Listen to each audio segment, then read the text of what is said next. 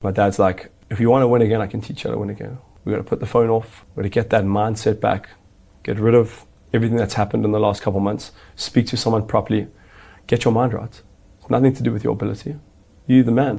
Let's dive into the session with none other than Chad Leclerc. WhatsApp Chad to 084 000 947 to receive a link to watch or listen to this intimate discussion with Chad Leclerc. 947 Drive with Tundo. Weekdays, 3 to 6 p.m. So really, scary story. A 16-year-old boy from Malmesbury in the Western Cape has been arrested following an international investigation into the violent online network. It's known as 764. Authorities say it's associated with the exploitation and coercion of children. And the investigation was triggered by intelligence from the FBI, the U.S. Embassy, as well as the National Center for Missing and Exploited Children. Here to tell us more is Colonel Amanda van Wyk, who is a spokesperson for the SAPS. What is 764, Colonel? Well, a very good afternoon to you and your listeners, and thank you for having me. And I'm glad we are talking about this. This is actually what we should do, is to create awareness.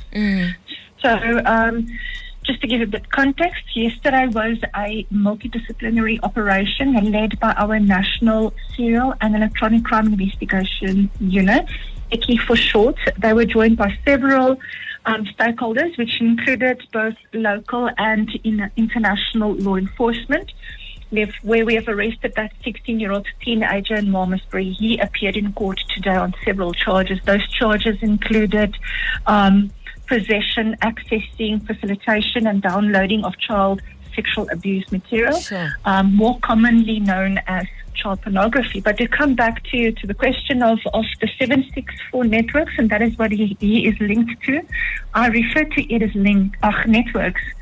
Networks because it's not just one particular organized network, it is multiple networks under the umbrella of 764. Now, what is it? The 764 networks are violent international online extremist networks associated with child exploitation. These perpetrators, as in this case of the 16-year-old, they reportedly target, blackmail and coerce minors into online sexual abuse, torturing and murdering of animals, and other forms of harmful criminal activity, and even self-harm. They even get their victims to do self-harm. It sounds like a very dark movie, really. I mean, you're also looking into possible fraud and money laundering offences, and all this from the 16-year-old? Yes, that forms part of further investigation. For now, he's not charged under those offences, but investigation remains ongoing. So with yesterday's operation, we found the suspect in the act. He was arrested.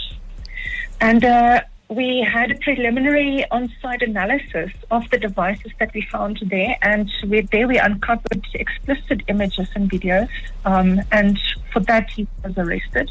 But now that we have full control of the devices, it will be subjected to further analysis so that we can see who else is involved, which other victims can we identify, because so far we were able to identify a number of victims, some based in South Africa and some in the United States of America.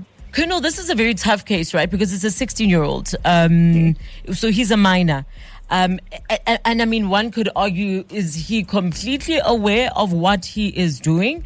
And I mean, how are you guys going to go about approaching the situation? But in terms of this, we look at the Child Justice Act. So he is legally regarded still a minor, but according to the Act, between the ages of 14 and 17, you should know right from wrong. So he will face the might of the law in terms of the Child Justice Act. But because you should know a wrong from right. But it will go through the judicial process. In terms of taking his age into account, and also the extent of the offences. So that will now go through the court procedure. I can add an additional information. So he appeared in court today.